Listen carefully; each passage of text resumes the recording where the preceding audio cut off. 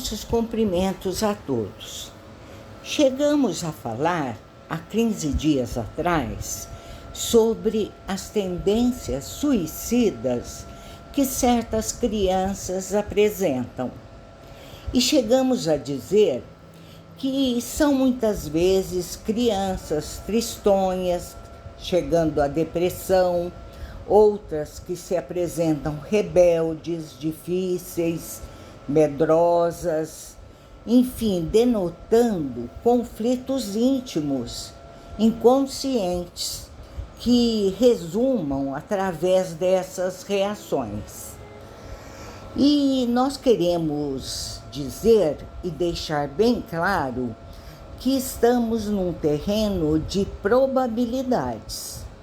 Isso não quer dizer que toda criança tristonha, rebelde, medrosa esteja inserida nesse contexto, pois existem N razões espirituais para quaisquer tipos de vivências. Fato é, porém, em que certos casos de tendência ao suicídio, a explicação poderia ser a que mencionamos há 15 dias atrás. Relataremos a seguir um caso de vingança espiritual, exercida por um espírito. E vamos denominar esse menino de 8 anos por JC. Esse menino foi levado pelos pais à Sociedade Espírita Joana de Ângeles, onde trabalhava Sueli Caldas Schubert. Os pais relataram que o filho havia, há alguns meses, a ter medo de dormir, pois quando se deitava e após a mãe apagar a luz do quarto, via um homem de aspecto horrível a lhe dizer que deveria pegar uma faca e se matar. Quando essas visões começaram, o seu pavor era tão grande que ficava imobilizado, sem conseguir reagir, o coração disparado. Fechava os olhos bem apertados, mas o homem continuava ali. Chorava baixinho até adormecer pelo cansaço. Criou coragem e contou para os pais, que procuraram acalmá-lo, dizendo ser um pesadelo. A mãe dizia repetidas vezes que ele deveria rezar. A partir do dia do relato, começou a reagir melhor. E quando o homem aparecia, gritava bem alto. Os pais logo corriam para junto dele e a visão desaparecia. Pedia que permitissem ter uma lâmpada acesa no quarto, pois o escuro como que facilitava a indesejável presença. Diante da situação, os pais foram aconselhados por um parente a procurar ajuda num centro espírita e ali estavam em busca de orientação, dispostos a seguir as nossas instruções. Após explicarmos as questões mais pertinentes ao caso, como as visões, o espírito perseguidor, a necessidade da prece, também deixamos evidenciado a possibilidade de uma melhora significativa para o menino. Explicamos a questão do tratamento espiritual através dos passes, a necessidade de realizarem o Evangelho no lar e a possibilidade da presença deles nas reuniões doutrinárias e do filho nas aulas de evangelização. Concordaram prontamente, mencionando que tinham simpatia pelo espiritismo. Inclusive, vez ou outra, iam tomar em paz. O nome do menino foi encaminhado para a reunião de desobsessão, sendo que o espírito que o atormentava se manifestou algumas vezes, relatando o seu propósito de vingança, pois JC, no passado, o havia assassinado, razão pela qual queria agora levá-lo ao suicídio. Finalmente, esse espírito se conscientizou da própria situação e foi encaminhado pelos benfeitores espirituais. Por sua vez, o menino foi se acalmando, não mais teve visões. Hoje é um adulto equilibrado. Com o tempo, a família passou a frequentar a casa espírita mais próxima de onde moravam. Esse caso foi ocorrido no ano de 1994. Nota-se no relato a importância do apoio e da compreensão da família, que prontamente atendeu às orientações, atuando decisivamente com amor e persistência para que o filho fosse beneficiado. Emmanuel nos ensina que o lar é a escola viva das almas. E Herculano Pires nos diz: família não é constituída ao acaso. No livro Grilhões Partidos, Manuel Filomeno de Miranda nos esclarece: vinculados os espíritos no agrupamento familiar pelas necessidades da evolução em reajustamento recíprocos no problema da obsessão, os que acompanham o paciente estão fortemente ligados ao fator predisponente. Caso não hajam sido responsáveis pelo insucesso do passado, agora são convocados à cooperação no ajustamento das contas.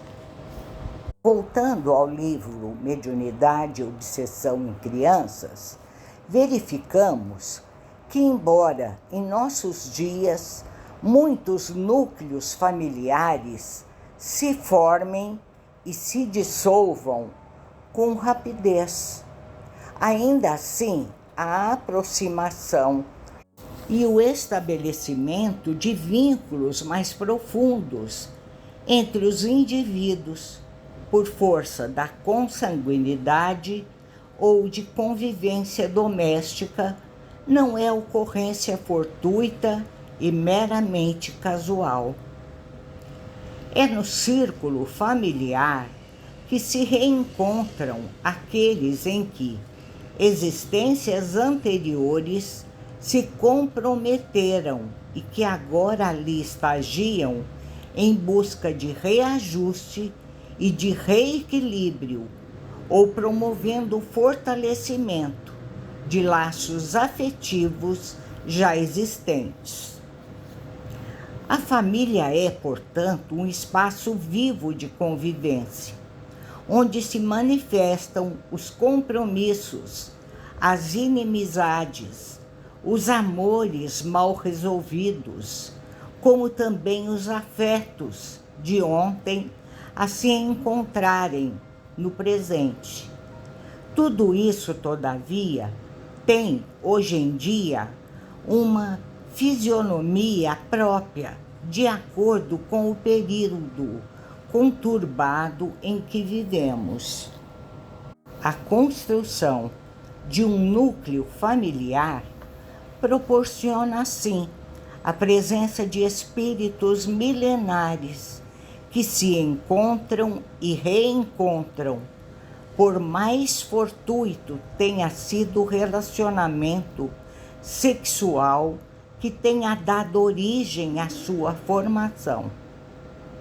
Sabemos que os espíritos são atraídos para junto daqueles que lhes servirão de pais, seja por automatismo, como no caso da maioria das reencarnações padronizadas, seja através de programações espirituais elaboradas de comum acordo com os reencarnantes, numa gama infinita de características, valores e aquisições individuais.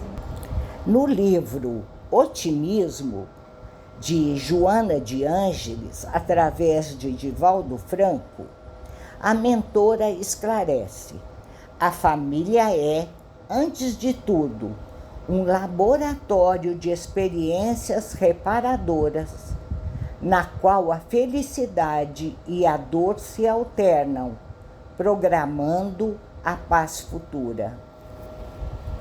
Sabemos que são inúmeras as dificuldades que o grupo doméstico enfrenta, mormente nos dias atuais, quando a família está sendo desprestigiada por uma parte da própria sociedade, embora sejam reconhecidos, pelo menos teoricamente, a sua importância e valor enquanto instituição social.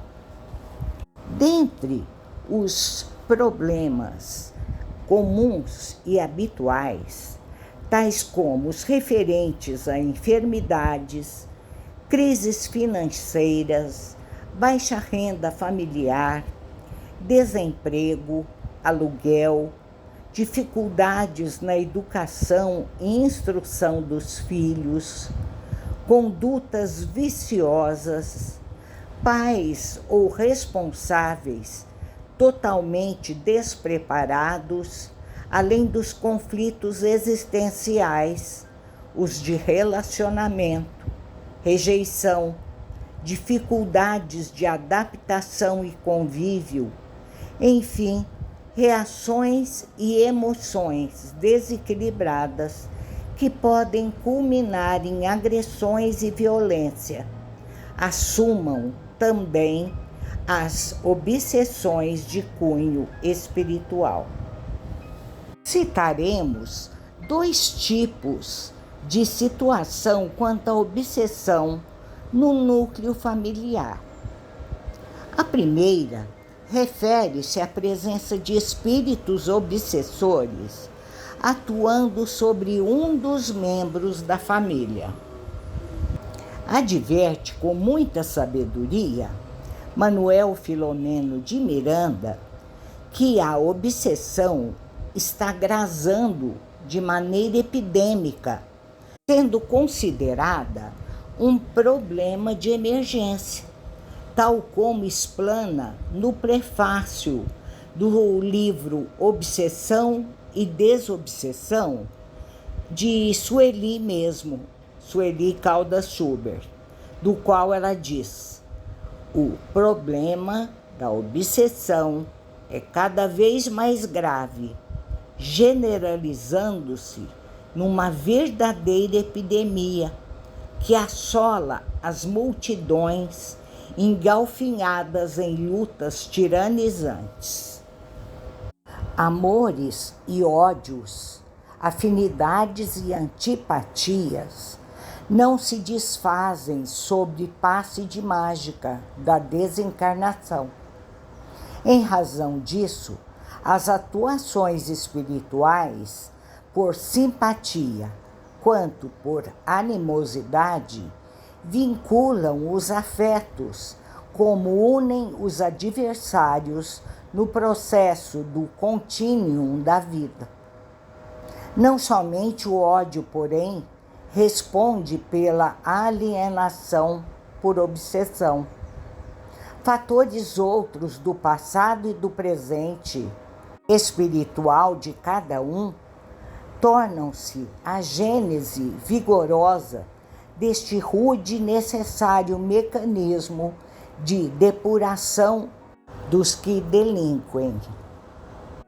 Amores selvagens, dos quais prevalecem os instintos primitivos, interesses subalternos, que se atribuem direitos de dominação e posse, invejas perniciosas, acionando os mecanismos de destruição, mórbidos ciúmes que rasteiam aqueles que lhes padecem injunções insaciáveis, calúnias e traições que dormiam, ignoradas, e a desencarnação despertou, avarezas da sordidez que se permitem a insânia de prosseguir arremetendo contra quem lhes ameace a mesquinhez. Vemos aí inúmeros os casos de obsessão que podem ocorrer entre famílias. Desejando a todos uma ótima semana, vamos concluindo por hoje. Muita paz e muita harmonia.